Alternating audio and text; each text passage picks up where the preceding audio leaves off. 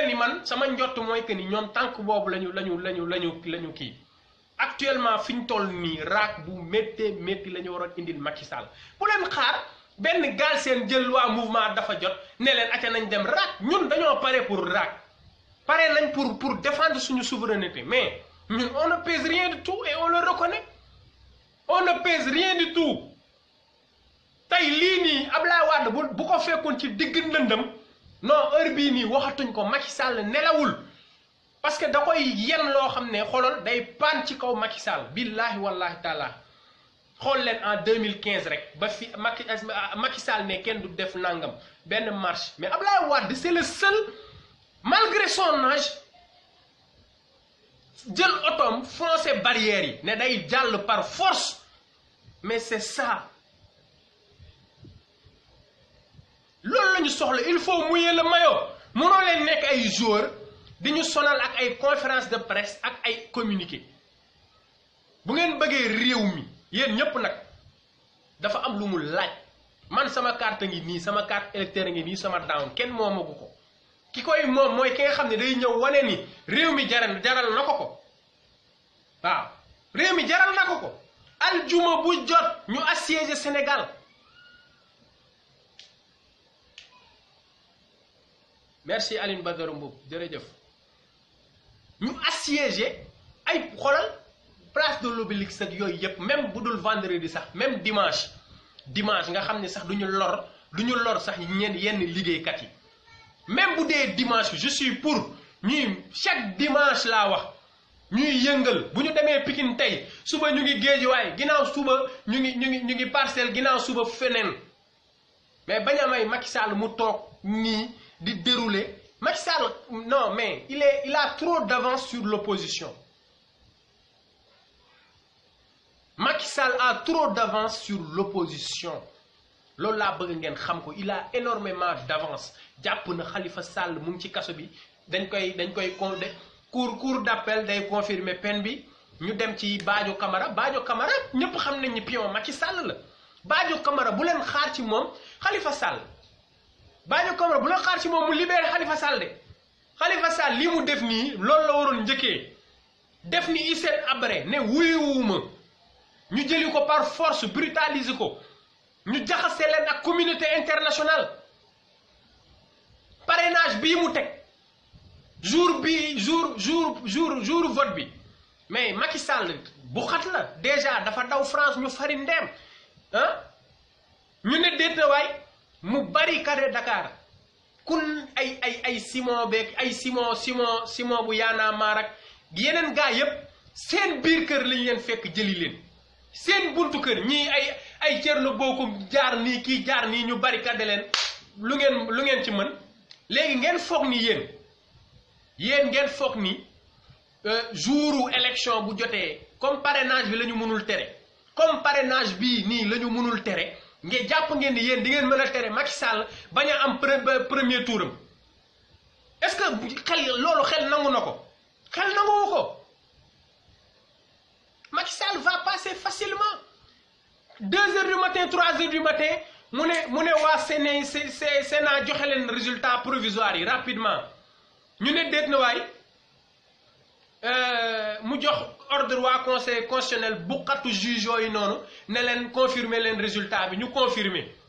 waaw yeewu fajar Idrissa Seck këram lañ koy jël see Ousmane Sonko noonu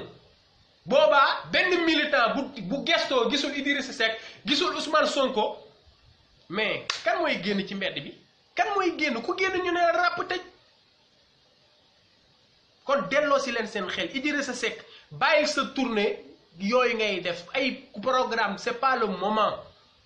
c'est bu fekkoon ni les conditions normales yépp réuniru na non heure bii nii mën nañ ne Ousmane Sonko lan nga ñuy proposer Khalifa Sall lan nga ñuy proposer waaye mais actuellement Macky Sall daf ñu tegal ay mag xoolal dam yee la def ak ñun élection législative yi fii ma ne de élection amu fi parce que dañoo toj xoolal kii yépp lañ yàq lépp dañ ko yàq te valider nañ élection yi élection législative yi xew Touba itam gis nañu ko Touba kenn voté wu fa te joxe nañ fi résultat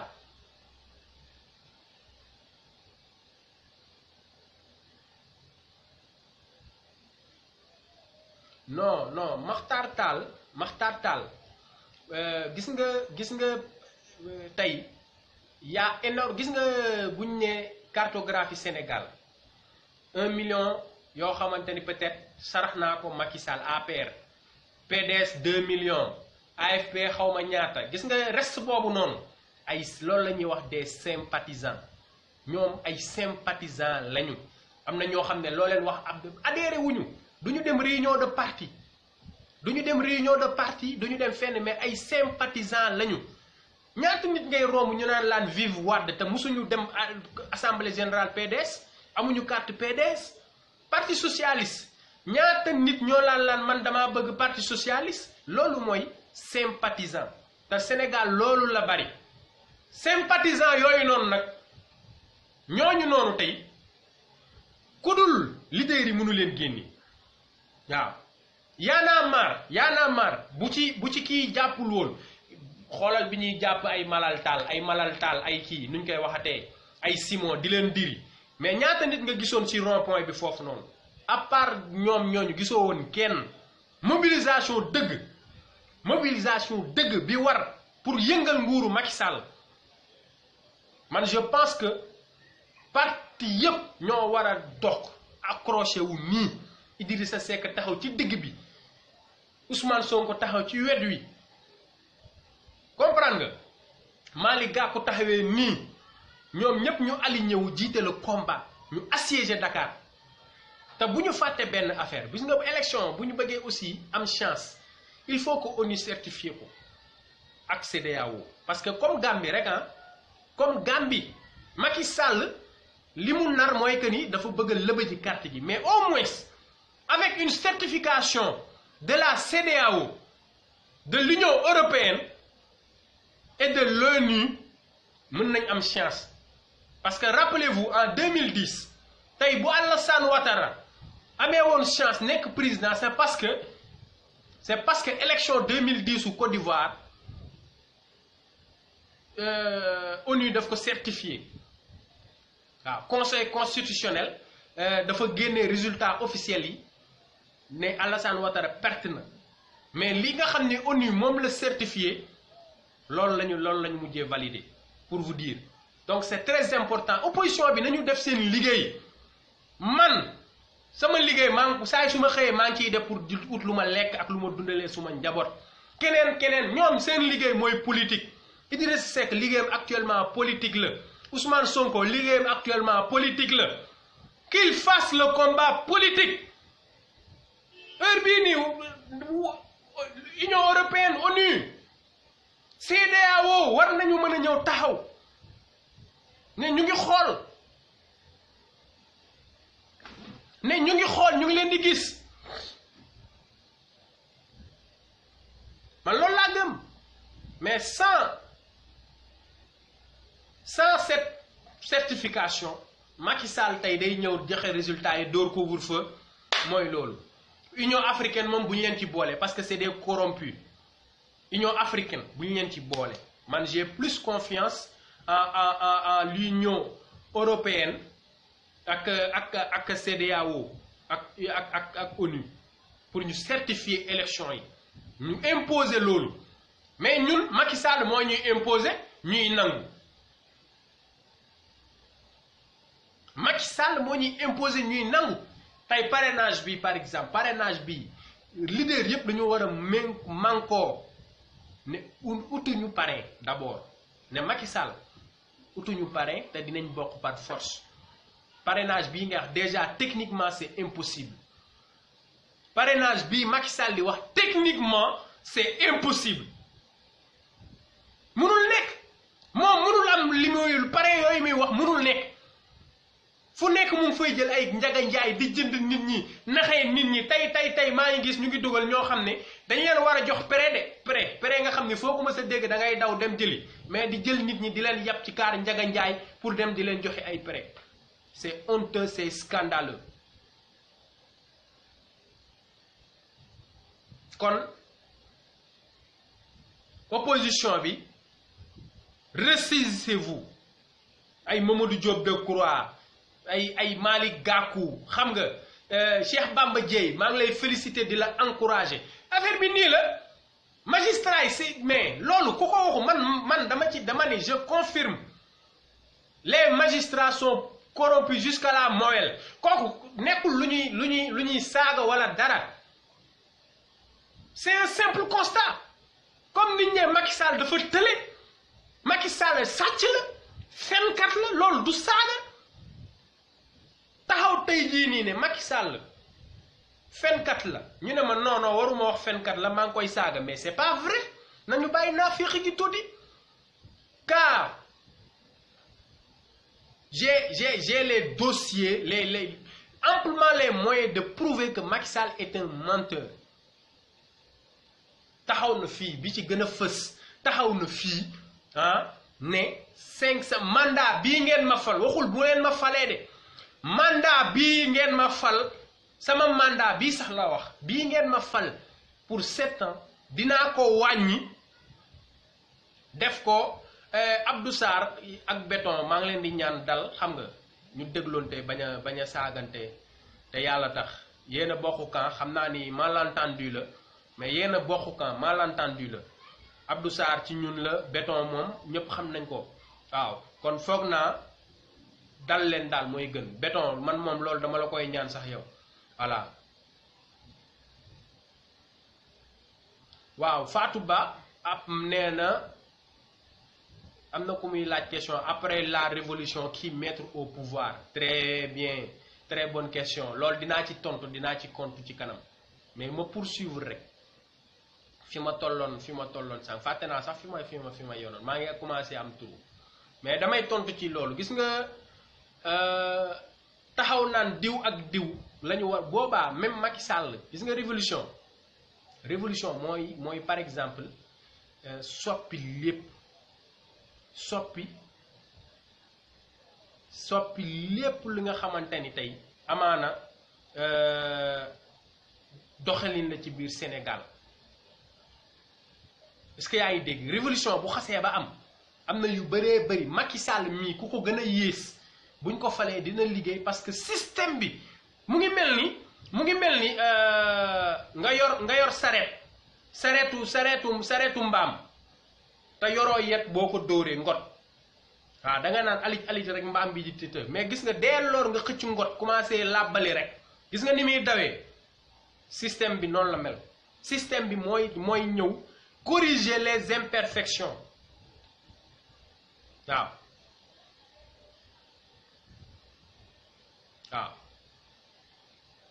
système bi mooy ñëw corriger les imperfections waaw ku pire Macky Sall ay Donald Trump gi gënuñ koo bonde Donald Trump mooy loolu waaw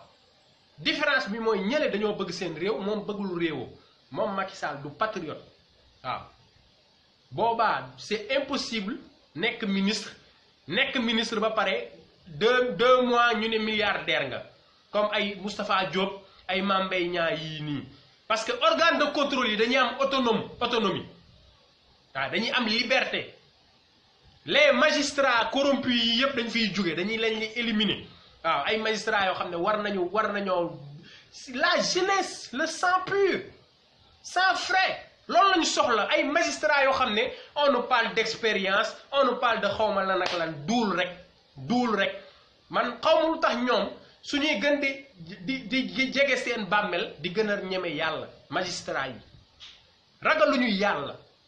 magistrat mooy lan xanaa du mbubb buñ la solal mbani magistrat waaw il faut respecter balaa maa dee Souleymane Teliko yow tu n'es pas cohérent munoon nekk président UMS Union des magistrats du Sénégal yow sa jëmi bopp nga njëkk a taxaw fustiger magistrature sénégalaise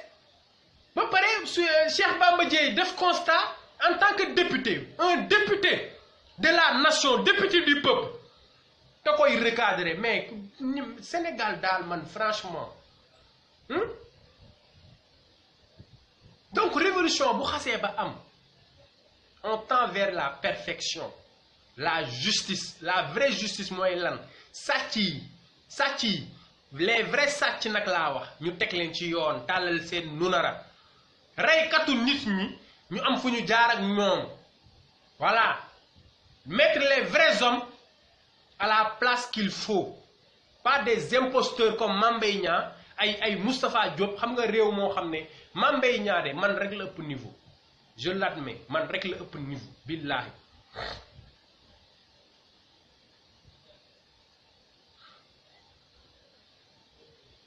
Mame Mbaye Niang man rek la ëpp niveau amul benn doomu aadama boo xamante ni mën na ni kii maximum moom moo ko ëpp niveau tey jii nii ku ma am ndey ku ma amul ndey Mame Mbaye Niang fan la taxawul te làmmiñam bu dijj bu rëy ah Khalifa Sall sàcc la Karim Wade nangam Abdoulaye Wade nangam tey jël nga sa genn lem ko Mame Mbaye Niang xanaa boo doon rus heure bii nii xaru nga yow Mame Mbaye Niang sàcc nga war a dem tribunal jàkkaarloog juge ak procureur nga dem ay Mamadou Ibra Kane des faux types ay journalistes faux kii yooyu noonu Mamadou Ibra Kane ay grand jury ñu ne non léegi set na dem na setal boppam mais yéen ku ngeen yàpp barke yàlla Mame Mbaye Niang di nga goqi suñu xaalis ci nii mbaa ci nii waaw loolu révolution moo koy def na gaa yi pare ñun révolution la ñu soxla quel que soit les résultats des élections il y aura révolution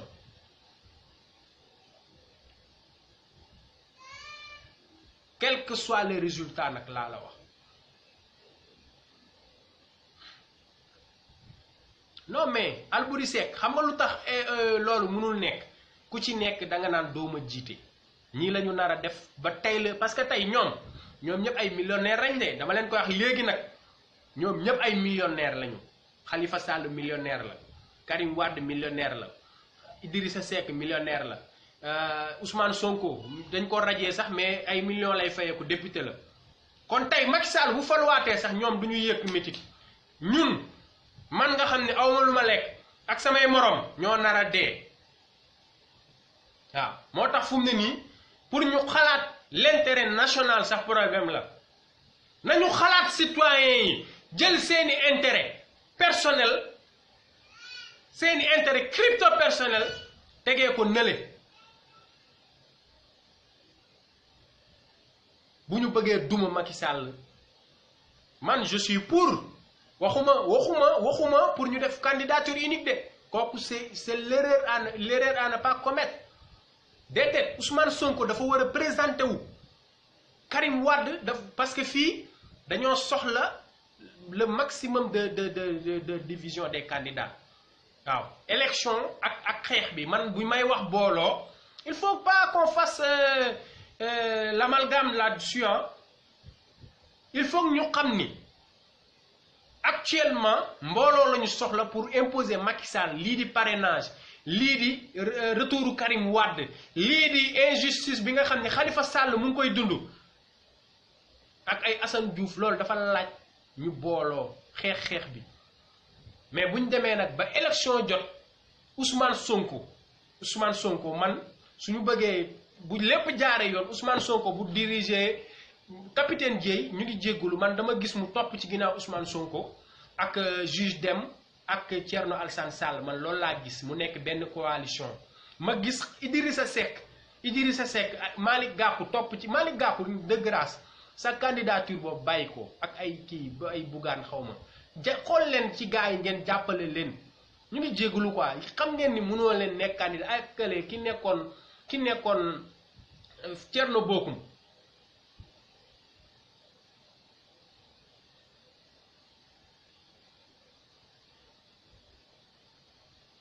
jaajëf grand mar jaajëf mar dégg naa la non je ne risque rien jaajëf grand mar dégg Idrissa Seck tey normalement dafa war a jiite une grande coalition waaw bu Khalifa Sall génnee wala normalement Khalifa war na mën a nekk candidat mais Macky Sall mii ma gis mooy loolu Khalifa jiite coalition am Karim Wade jiite coalition am boobaa Macky Sall du dem sax deuxième tour waaw boobaa Macky Sall du dem sax deuxième tour waaw waaw Baron gis nga boobaa Macky Sall du dem deuxième tour mais actuellement nii ñu toll xeex bi moom dañ ko war a bokk nag heure bii dañ leen waroon jàpp di tëj non man maa fan Ablaye Wade waaye Wade luñ ko sikkal non fit ak xam yoonu opposition non daf ko xam ay droit am kenn du ko salfaañi waaw c'est le premier koo xam ne ñeme na taal otom dugg biir université ne étudiants yi policiers bu ñu leen dóoree na ngeen fayu mais il a raison ils n'ont pas le droit de mater la population opposition heure bii nii lu mu néew mënoon nañ ne ñu ngi jàpp Idrissa Seck fii bàyyi nañ Idrissa Seck dugal nañ Malick Gakou dugal nañ mais taxaw fu ñu wootee daje ku nekk di jéem a jaay maa la dàqale jesner maa la gën a weex le mbubu wu weex naka la ko nit di yóbboo ci manifestation dañu waxante dëgg xam nga loo xam ne buñ nee nii say garde corps rawale la nga bàyyi fa gars yi loolu aussi c'est pas honnête waaw Ablaye Wade da doon raag waaw Ablaye Wade da doon xeex laa wax jiite nekk ci kanam ñuy dóor lacrymogène yi muy avancé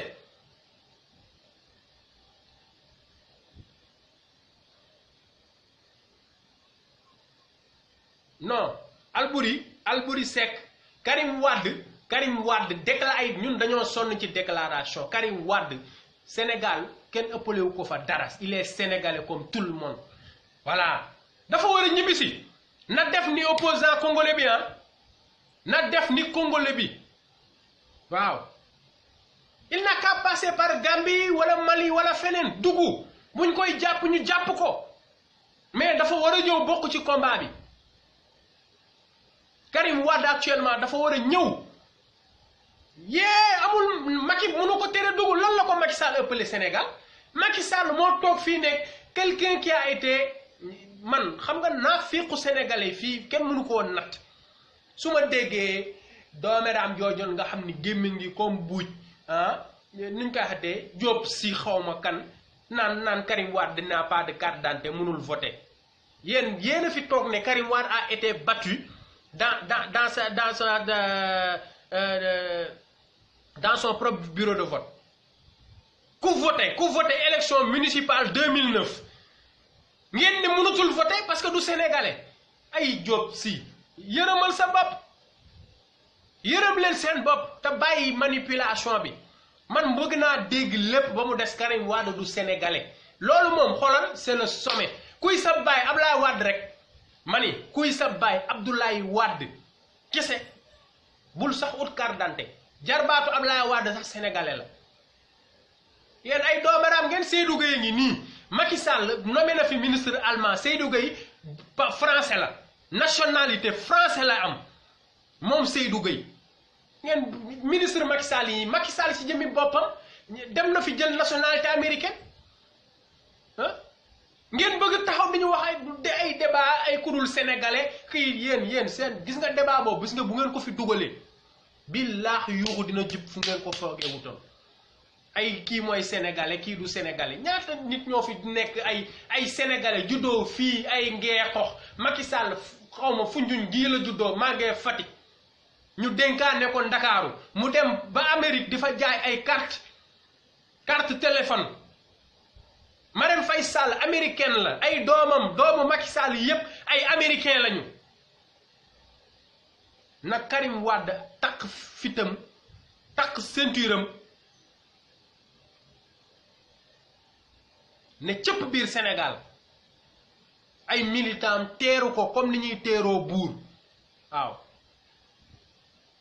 combat bi déclenché wu waaw na ko jàpp muñ ne 3 ans actuellement même bu ko jàppee itam dara mais na ñëw ne damay bokk par force Macky Sall mooy kan bay tere nit ñi un sénégalais ne man duma dugg biir Sénégal moom Macky Sall mooy kan moom un faux type ah Karim Wade billahi moo gën a doon Macky Sall sénégalais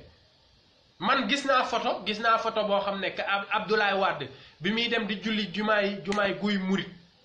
waaw bi muy dem di julli ji juma Karim Wade toog ci wetam boo xam ne mais quand même dañuy waxante dëgg yow sa doom yi nekk ay américain sa jabar nekk américaine ah ngeen bëgg taxaw di indi ay débat nangam naafiq waaye allez vous faire foutre. Allez vous faire foutre. Karim n'a pas demandé à naître en France. Yalla dogal mu judo France, mais il a choisi le Sénégal. Macky Sall, ba ngay nommé Abdoul Mbaye, tu savais pertinemment que Abdoul Mbaye était français. Man dal conseil bobu lay jox Karim Wade. Waaw. Tabaski bi dal xolal na ñew tabaski si. Waaw, na ñew tabaski si. Karim, tabaski sil. Sénégal ken ëppalé wu fa la Dien. Voilà, man affaire de kii yooyu yëfu naafiq yooyu nekkuma ci ay Karim du sénégalais yooyu noonu pourquoi du sénégalais Khalifa Sall combat bii yéex nga koo def waaw combat bii nii yéex nga koo def ay bul grève de la faim bul def xeer voilà buñ la woowee bul wuy ji waaw depuis le début nag nga waroon bañu salfaañee bañ nee duñ lever sa immunité parlementaire rek nga waroon bañ ne leen déedéet wuyuwuma parce que je suis un député te dañoo salfaañee samay droit donc je ne répondrai pas à vos questions rawatina CEDEAO ñëw confirmer ba CEDEAO confirmer nag boobu man ba ngeen demee di déglu juge bi muy ratatati juge suppu kànja xawma kan naa féq boobu nga xam ne bëtam Cour suprême la ko teg du looloo tax ngeen bëgg a tëj Cheikh Bamba Dièye parce que nee na Kandji ak kii Lamotte ay naafiq lañ ay juge corrompu lañ mais yegguñu ci le sommet le plus corrompu laa wax le plus corrompu des juges des magistrats mooy ki leen féete kaw ki nekk Cour suprême Badio Camara billahi wallahi taala kookoo gën a bon te kooku nag actuellement nii suñu lépp daanaka ci loxoom lañ ko teg des corrompus loolu kay jarul jàpp di tëj ay Cheikh Bamba Dièye dañuy waxante dëgg waay Cheikh Bamba Dièye man je suis d'accord pour mu soutenir Khalifa Sall loolu aussi coalition la Idrissa Seck coalition Khalifa Sall coalition képp koo xam ne jiitu nga dem deuxième tour ñeneen ñi jàppale la mu jeex tàkk ñeneen ñi ci des xolal Fada Daaru Musti sax dañ ko fay duma ay Fada ay kii bu waa ji dëkk gin gi néew doomeraam jooju noonu Jules Ndéné Ndiaye xaw ma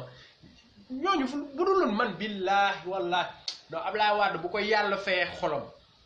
Ablaye Wade bis bu ko yàlla ay ñu tekkiwul dara la jël def leen ay nit ñu trahir ko tey bu ñu waxee ñuy xoggaliku naan waa dañuy jéem a kërën Fada premier jour ma koy gis Ablaye Wade di wax ak moom université la jóge musul liggéey xamul luy liggéey ci kër àddinaam Ablaye Wade nommé ko ministre directement tey dooméram ji lii la ko fayee Souleymane Ndéné Ndiaye 9 ans la cartouché 9 ans di cartouché rek pour mën a am licence xaw ma nu mu def ba dégg ay avocat mës ngeen dégg benn client bu ne Ousmane Souleymane Ndéné Ndiaye moom a ga xus nga métier avocat mooy métier bi gars yi gën a usurpé ci àddina bi parce que da ngay ñëw jënd diplôme bi fay ci suuf gars yi defal la kii nga ni waaw léegi je suis avocat ay dooméram ñoo fi fees di politique nag ñoo fi fees parce que mënuñu seen liggéey jànguñu droit xamuñu droit ay Souleymane Ndéné Ndiaye ay maître Omar Youm ay Augustin Senghor man balaa maa dee rek ñu naan maître man du ma nekk avocat maître El Hadj Diouf loo ko bañ mu ngi politique mooy mu ngi plaider mu ngi sol robbam inscrit au barreau mais avocat ba pare dem di nekk ay PCA te nekkoon premier ministre loolu yenuwul maanaam c'est des usurpateurs waaw ils usurpent la fonction d'avocat loolu la ñuy def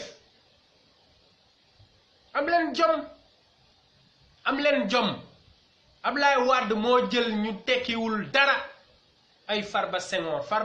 bu mu mës a doon ci àddina kóllëree tax Ablaye Wade nommé comme ministre c'était loolu xoolal c'était une très très grande erreur de la part de Wade franchement parce que mës naa koo wax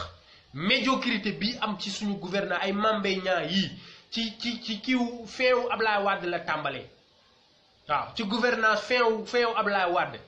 ay Fada ministre de la santé ak yooyu fa la tàmbalee ay mbaam rek a waroon Ablaye Wade ay mbaam rek mais loo ci gis dernier gouvernement Ablaye Wade kan moo des PDS si ñooñu les ministres 40 xawma ñaata ministres yooyu noonu seul maître Madické Niang kese ci ministre yi mu ñëpp dem nañ seen yoon jaajëf bégee bu wér sama gars yi Moussa Ndiaye one love patriote ñëpp daw nañ bàyyi PDS ba mu des maître Madické Niang ñeneen ñëpp ay jaam lañ ay traître lañ waaw ngooñ rek waaw Hadjibou Soumaré maa ngi jéggalu xëy na ñun en tout cas dinañu arranger pour parce que day gën a gaawal jëlu Macky Sall la nga ñëw bokk ci opposition bi mais nag man am na loo xam ne du ma ko nangu quoi Karim Wade 2013 lañ ko tàmbalee torturer di ko tëj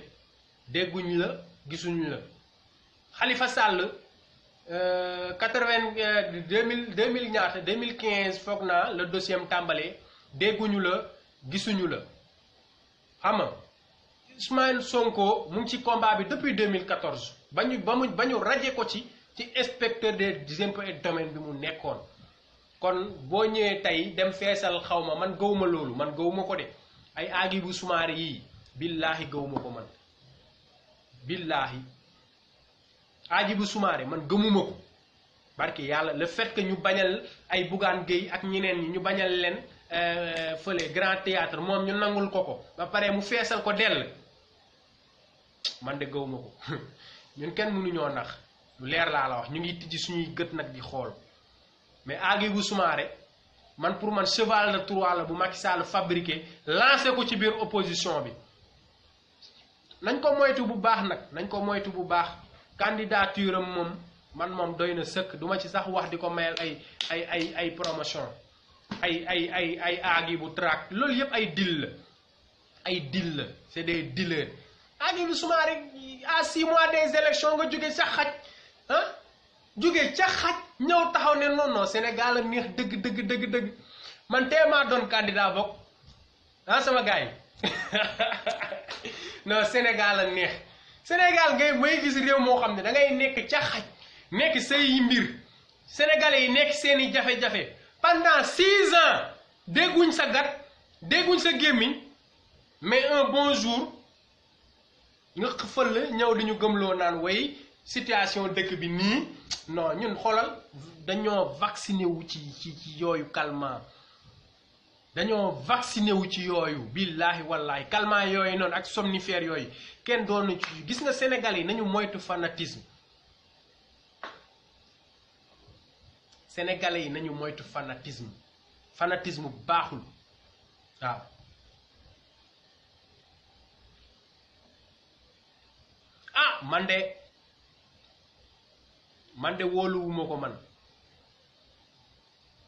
man de wóoluwuma ko man Hadjibou Soumaré xaw ma non j'ai pas confiance en lui te des na nag am na ñeneen ñoo xamante ni dinaa joxe seen tur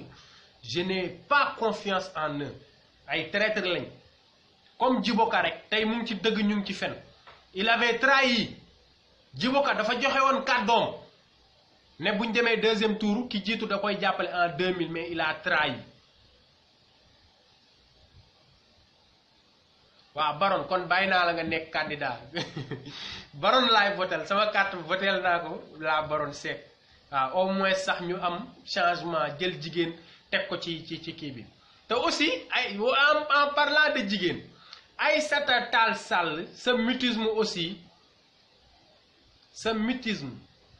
franchement c'est inquiétant parce que xawma gars yi dañoo yor dossier ci moom Aïssata Tall Sall nag laa wax borom Podor ça fait un moment depuis buñ jàppee Khalifa Sall ba tey man déggatuma Aïssata Tall Sall yi combat bi mu doon mené contre Macky Sall franchement moom tam sama xel dafa tey lool ci moom Aïssata Tall Sall waaw su ma juumee nag ngeen wax ma mais depuis Khalifa Sall koo xam ne camarade de parti la ah nga ni rasu ne comme député nga dootoo ko mën a mais même boo ko dikk ay Cheikh Bamba Dièye Mansour Sy Djamil ñu ngi koy jàppale te ay député lañ mais man gis naa ne jàppalee too ko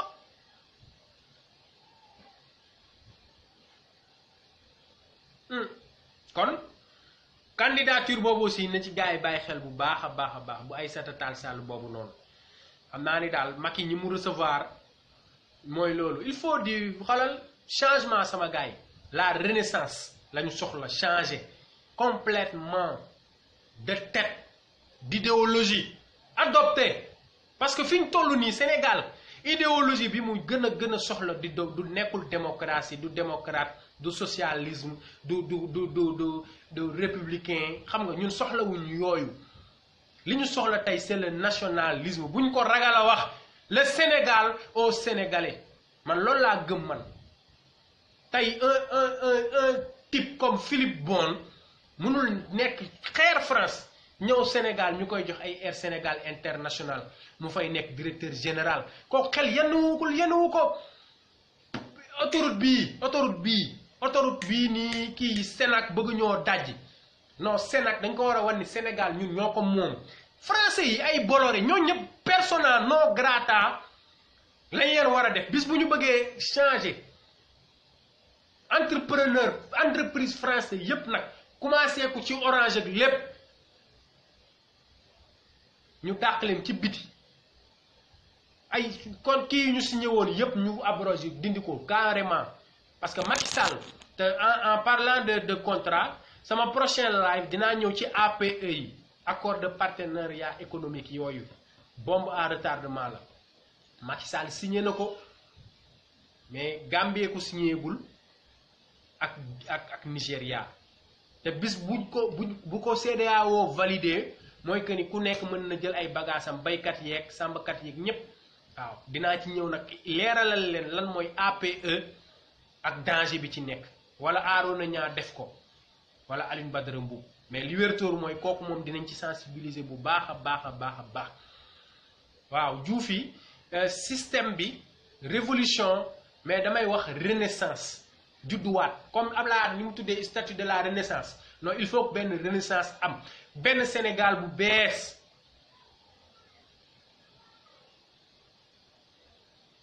il faut que am Sénégal bu bees tax idéologie bu bees entreprise yi ñu jël ay Sénégal am na ñu jub de am na ñoo xamante ne ay liggéeykat lañ te loo leen jox dinañ ko doxal man ay Mamadou Sy Tounkara je suis d'accord mu naan nañuy sol suñuy yére mais ban yére la ñu am tissu ba nga sol ma nga jóge Chine wala mu jóge Dubaï wala mu jóge Australie wala mu jóge Autriche Getzner yi gars yi di sol nii ay Autriche lay jóge ah Vax Hollande lay jóge boo ko solee ñu naan noo yére olof du yére olof yére tubaab la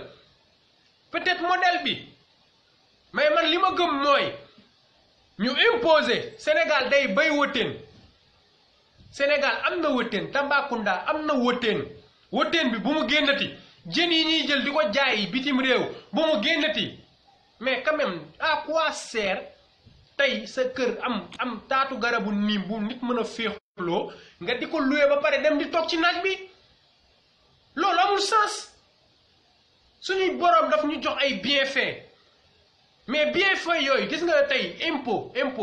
ak taxe yi nii bis bu jaaroon yoon rek pétrole bii duñ ko sax soxla ay zircon ñun Sénégal mënuñ cee def dara mais nañ ko xool di ko jaay ay comme Aly Ngouille Ndiaye le menteur là naan ay 1 kilo bi 1 euro lay jar mën a fen bay bëgg a dee kon tey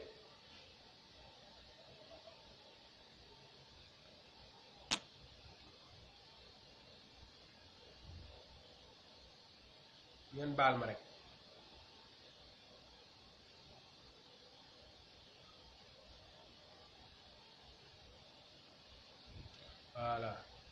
kon tey li ñu war a def mooy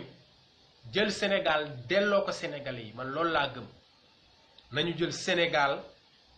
delloo ko Sénégalais yi ah buñ ko deful de duñu gaaw a développé déedéet aussi fexe industrialiser li nga xamante ni mooy entreprise yu mag yi ibbi ay entreprise de transformation ay industrie gerte gi mboq mi dugub bi te itam ceeb bi ñuy jéggaane wax dëgg yàlla ceeb bi ñuy jéggaane man gisuma njariñam bu ñu bëggoon tey autosuffisance alimentaire il faut ñu tàmmal sénégalais yi ceeb biy jóge biir Sénégal parce que culture la au fur et à mesure ak croisement yi ñuy def mën nañ am ceeb bu baax boo xam ne Sénégal lay jóge ay sénégalais koy bëy tere soble mbay mi soble importé bi ñu tere ko pourquoi ñuy importé te Sénégal di bay soble man loolu laa mënul comprendre quoi mënuma ko comprendre mu ngi mel ni ñu dem di jëli ji ndox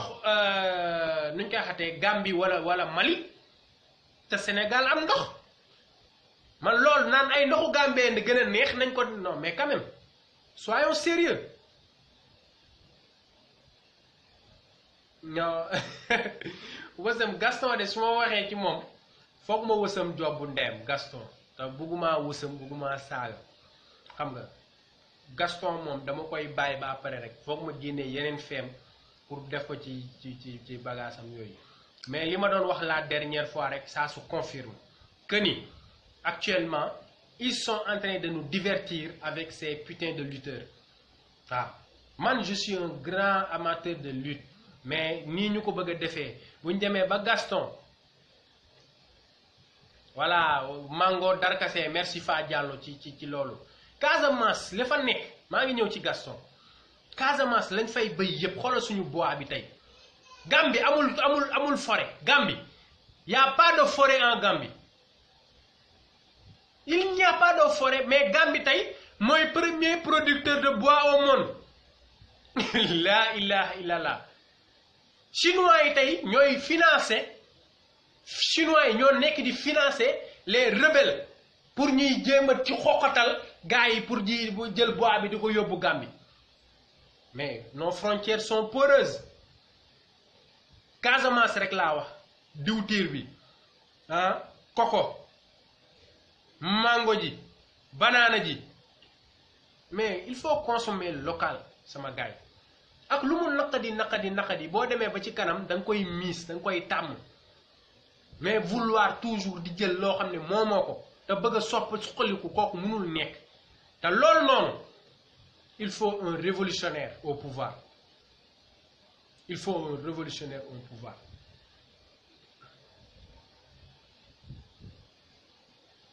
di wax ni Gaston a montré ses limites encore une fois il a gâché une occasion de se taire waroon na tëj gàttam parce que man làmb ji ci boppam personnellement tey décidé naa ne du ma ko seetaan Modou Lo Balla Gaye billahi wallahi taalaahi du ma ko seetaan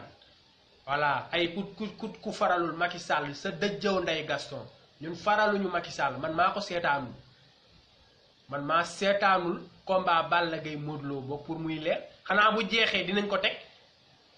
du dëgg jeex na jarul nekk sax di paas di dem stade bi sax a war a beexeex mais maa xalaat Sénégal ndaw yi gëmuñu lu bari xamuñu seen bakkan fan la ko Macky Sall teg ottal leen li ñuy wax leketu kese naxu li bëy leketu kese naxu li bëy looloo xew actuellement loolee leen Macky Sall di def ottal leen di leen ottal comme ay mbaam ay combat Balla Gaye millionnaire la bañ koy mujjee tàllal micro nee na yóbbu na yaayam juróom-ñaari yoon Màkka tabaxal na ko kër Modou Lo li mu yor ci ay kër kenn xamul nu mu toll yéen ñi topp seen ginnaaw di yor ay scooter yéen a ngi daw dépense yeewu leen tuuti bu ñu leen utiliser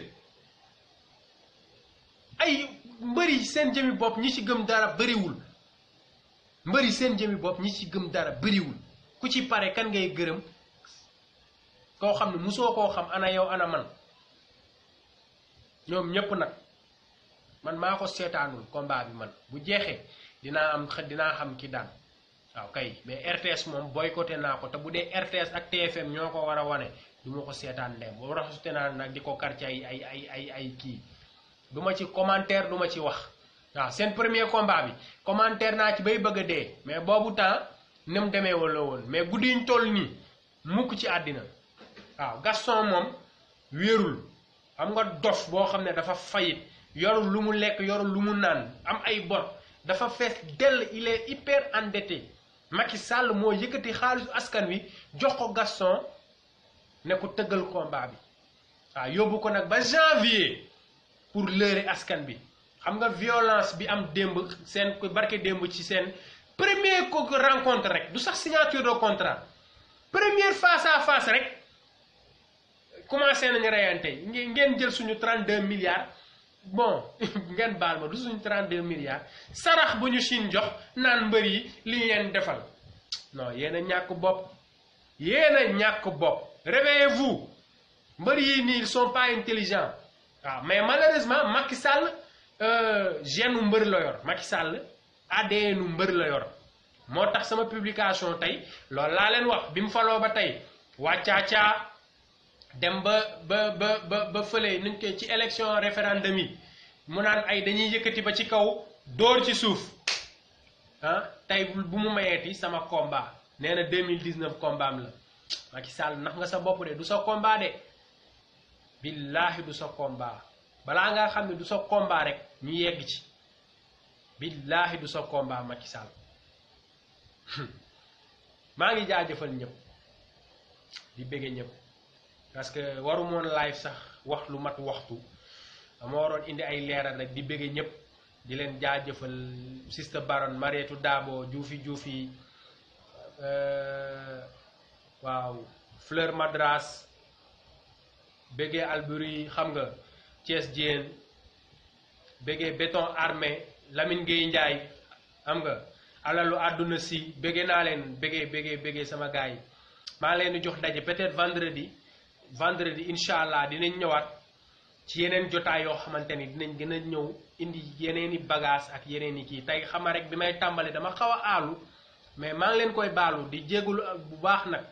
mais weddu tuuma du ragal setal sa der la waaw weddu tuuma vraiment di jaajëfal ñëpp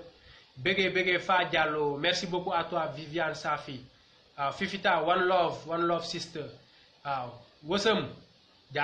jaajëfate bëggee les patriotes mère Ndey Diouf di jaajëfal madame Mayga xam nga Fadi Sow xam nga waa dafa jot Dada Ndour Ndey Marikan xam nga sama waa famille waaw one love di leen jaajëfal di leen bëggee lu takkoo incha allah jaajëf Abdou Sarr Abdou Sarr maa ngi lay jox conseil nag ne la béton du sa noon yow doo noonu béton te xoolal kii moom béton du sa noon jaajëf Diouf jaajëf ñoo far béton du sa noon doo noonam rafetal leen combat bi rek waaw bugguma mukk muy doon entre ñun du entre ñun billaahi du entre ñun waaw jaajëf Moussa Ndiaye jaajëf bëggee bu wér waaw j'ai oublié waaw Biram Diop waaw un immigré sénégalais en détresse à Paris képp koo xamante ne mën nga ko apporter secours aide wala lu mu mën a doon rek na nga ko defal noppi waaw képp koo xam ne mën nga ko dimbali que ça soit matériel ak lu mu mën a doon rek ba ci ñaan parce que xam naa li ci tumuranke waaw tumuranke Birane Diop waaw Birane Diop la tudd donc di ko jaajëfal xam nga jàmbaar la di ko jox conseil rek xam nga bu mu fësal tuxam am na yoo xam ne boo koy def doo ko fësal soo bëggee nit ñi ñeme la rek bu ko fësal parce que du ñëpp a koy jëfandikoo du ñëpp a ñeme ñi koy jëfandikoo voilà nit ki comme patriote nga donte fekkee ni man reykatu nit nga comme patriote nga kon dañ la war a dimbali parce que comme patriote nga mais itam sàmbal sa communication am na yoo xamante ne jarul di fësal man du ma demee di tëdd ak caga du ma ñëw fii naan waa di ko bàkkoo ak a ndamoo su ma demee di naan samay wine du ma war a toog di télé bi di ko wane ak a ndamoo loolu d'accorduma ci voilà nañu ko conscientiser parce que jàmbaar la dafa génn uti la ngay dem di ko pasteefoo def ko ci say wayjur wala say mbokk voilà maa ngi jéggalu nag bu wér a wér voilà di ko ñaanal xam nga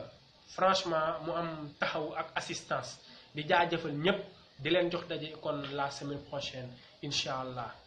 big up waa dafa jot one love à mes famille Baron yow moom xam nga fi ma la def bëggee madame Mega one love